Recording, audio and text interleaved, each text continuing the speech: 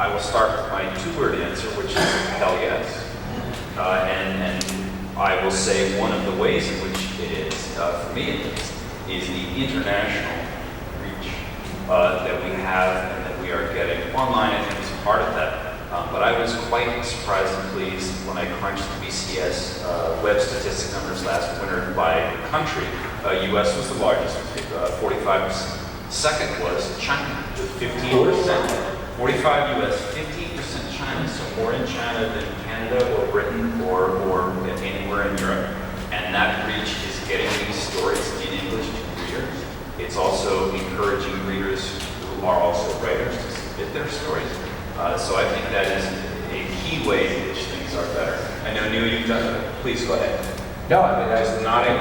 no, I Read it now. When you're saying that is what I always thought is one thing I'm missing.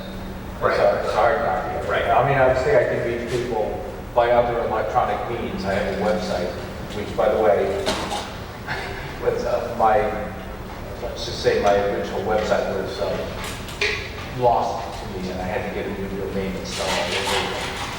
You don't need to go into the legal details of that. But in any case, I can reach people, anywhere by being online with my website.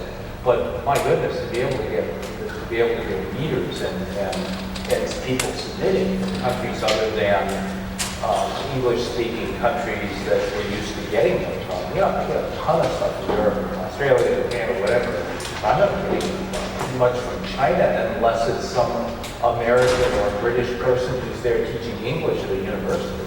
I'm not getting anybody who's like a civilian who's Chinese. And so, it's a tremendous advantage. Pick up on that. That is, and to tie it back a bit to the what has worked, something that never came up on the original panels and has been the driving force for the past couple years, diversity. When we finally got our heads together and went, wait, we're actively soliciting diverse fiction. Why haven't we written that in the guidelines yet? And put it in the guidelines, put the diversity statement right out front and center. All of a sudden, we started getting all this great stuff. I would disagree. There's no diversity statement in the BCS guidelines. I have always gotten quite diverse submissions. And in many cases, the authors have said, I sent to you because I read this other author you previously published who's either fiction or their personal, where they might be from, etc., was similar to mine, and I wanted to send my stuff. You're paying more than we are. No, seriously, that is the key. You're paying a lot more than we are, and so what IBM answer, our goal when I took it over is we wanted to be the Lady Churchill for Roosevelt Bristol of online magazines. We wanted to be where you go to see who's going to be great in 3 or 5 years. So we work mostly with newer authors. As do I, at different subsets. But I would say that either approach for I'm just saying promoting and securing diversity is a valid approach, and I'm very happy that in the published material it certainly seems to be a better representation now than to my iOS 6 years ago. It's just that is the thing that made the biggest change for us. I'm sure we could delve into the economics of why that worked, but it was that never even came up I think 6 years ago. And that has been the biggest shift in the market to my eyes, and it's been a fascinating one because the quality, the level of quality of what we're getting in general has just upped because it's not just it's readers and writers from anywhere that's even got English as functioning, in a day-to-day second language. Yeah, I see that. I mean, I think that people have been what's been changing in the last few years. It's more influx of writers from outside the United States or outside Western countries. Right. And whether they're, and also a British, Pakistani, Sure. or Imperial dash, but they're from different places around the world. And I think, I'm not sure it's partly going to be, it's definitely because of email submissions are allowed, and also, but even more important, just having things online. Just because that's how people can see them. Because people from other countries can finally see where things are. They didn't have to subscribe to print magazines and wait for them if they even knew they existed. But because they're online and have been online for like 5 years or however it's been going on, I think that's why guys have all gotten more submissions that way, and I think it's an explosion of writers from outside the West, and I think that's amazing. And hopefully a perpetuating thing, the more of those Yes. non-Western. The more people say, hey, I'll submit. So Exactly. we have definitely got this a huge advantage too. We used to have trouble with getting mail to Canada. It's amazing how many things get lost because Canada. And, you know, we have a loyal reader in Bulgaria, but, you know, she was writing for a replacement issue 3 times a year at least. And so that was the wonderful thing about having a digital subscription that just, you know, comes to you regardless of you worry about the mail. And we had, so it did make it not only,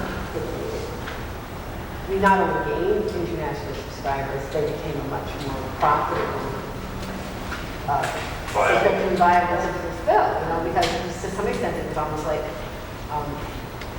we were almost giving away those subscriptions because even though the subscribers had to pay more, it still didn't make up for all the glitches, all the didn't get through the 10% and everything. Yeah, but we did charge $10 more for postage, but you know, it didn't cover all those times. You've got to go back to the drawing board. And it has been true. I've had great increase in backgrounds of the authors that I'm seeing work from. So I was finding it very interesting recently that all these authors from international backgrounds, and none of them, when the reviews are written, the stories aren't even mentioned. And when they are mentioned, they're often criticized more, I thought, than so when I'm just saying the traditional reviewers that I see regularly, just had an issue that had a bunch of people with different backgrounds, and the only one who got mentioned was a white male who happens to be living in the Middle East, but is not, you know, he was in the State Department, and it's a different story. But that was just struck me as odd that I had this issue just filled with people with all kinds of backgrounds and interesting. And I know, you know, I thought all these stories were really interesting, and including things I really enjoyed too. But, you know, I thought that was so interesting to see the review, major review. And so I find, so it's very interesting to watch the reaction of the world, but I think my readers seem very happy with it.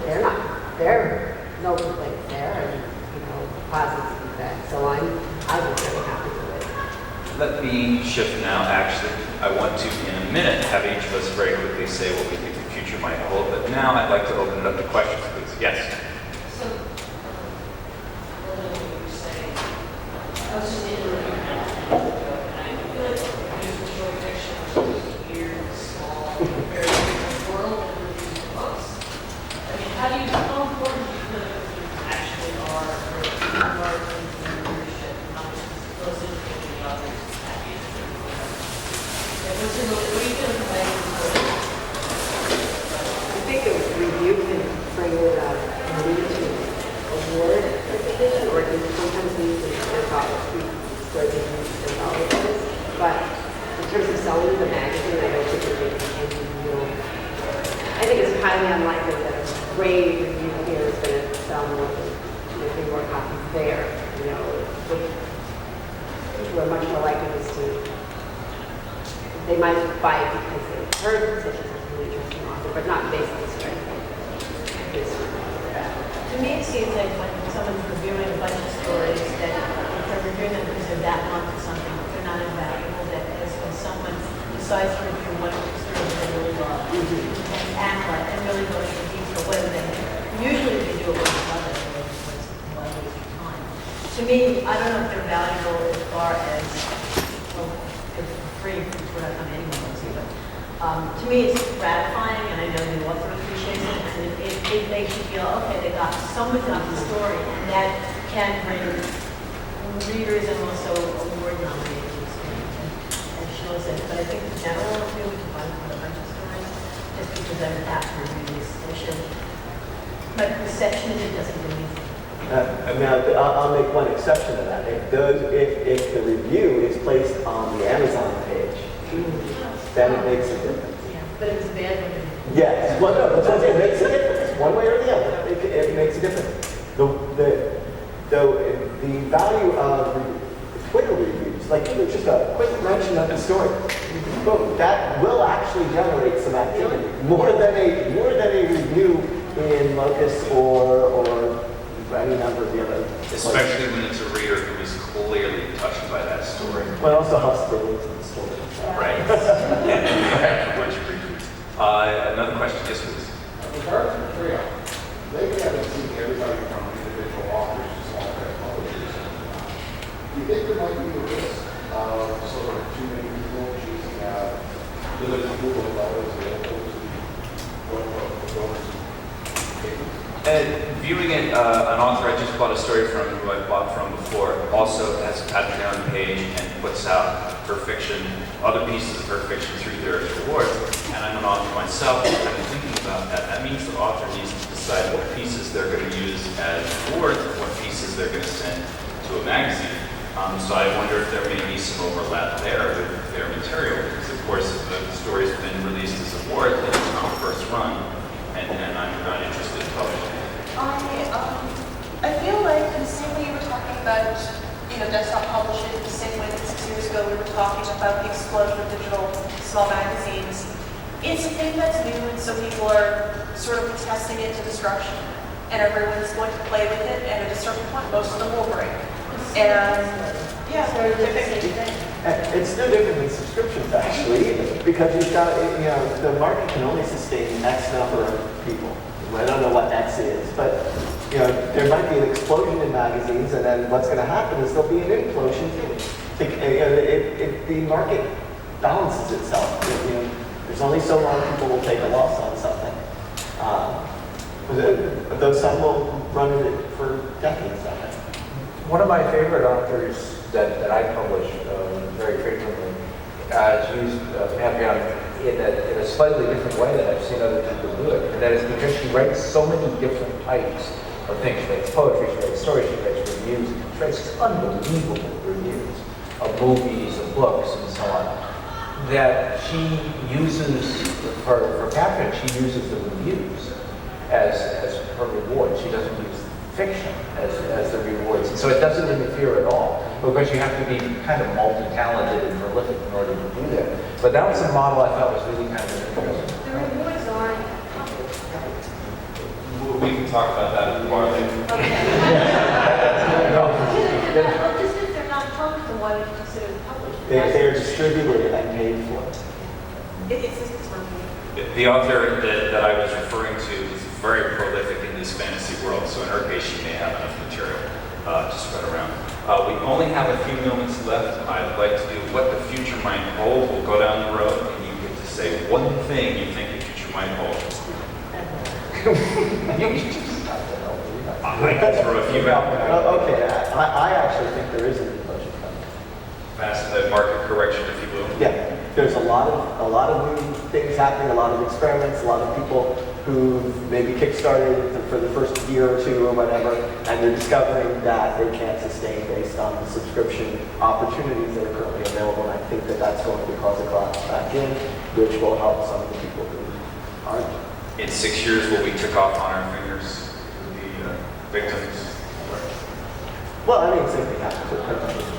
It happens out there. Yeah. I agree with that. I mean, but with a modifier that I think it's less of an implosion than a turnover. Because I think what we saw between 2008 here was turnover, and I think we have to remember the human factor. Magazines are run by people. And I'm saying this because we're at a point where ideas are closing. You heard it here first. I've been keeping that under my hat. Primarily because we hit a point where we lost a couple staff members to life and went, okay, we had to reevaluate the project and realized we're getting married and taking teaching positions and having novel careers. Life. And it's a weird way to say it, but we look at where we started that project and we all went, oh, we grew up. And I think people, depending on the phase of life you're in, people come into this, especially when you're running an honest business, like you are as a nonprofit, like you are, but when you're running it, sort of as your side project, as your little, as your carried fun thing. There comes a point where I think people age out of this as a business. And so I think what we're going to see, I agree definitely, there's going to be a narrowing, but I think we're going to are going to be people who aren't even publishing right now. So this is what happened, again, making the comparison to the 1980s, where there are hundreds and hundreds and hundreds of people. Most people will start that all day by the thought to themselves, well, I'm going to be a great fun publisher and I'm going to make $1 million off this. That lasts till until your first issue comes out and you realize you can't sell 7 copies in those days. But the fact is, all of them, I'm here because I'm Southern and I don't care about making money. I don't make money. I've never been. If I may offer a ray of hope, before I give you a hug later, Strange Horizons, of course, has had turnover, has had people move on from life stations, yet they are still here, almost 15 years later? Here's the thing, is I need to make sure this isn't a negative thing. It wasn't that we couldn't continue. It was a choice. It was very much wrong as a choice. Let me give you your hug later. Would you all like to chat a future thing? Stop. I agree with what you think, this is the only thing. I mean, things go away and things come. That's cyclical, that's how it works. Well, I'll change the subject a little and say, right now I've seen growth in new platforms, so newer, new-ish, like Next or more affluent. So I think we'll see more growth in new ways of presenting the magazines. That will be more people who can get better and better at taking advantage of this technology and making it prettier. I think it's going to continue, may become more profitable. There may be more more paywalls in different ways. Things that maybe they will be as it becomes as we get more and more comfortable with this art.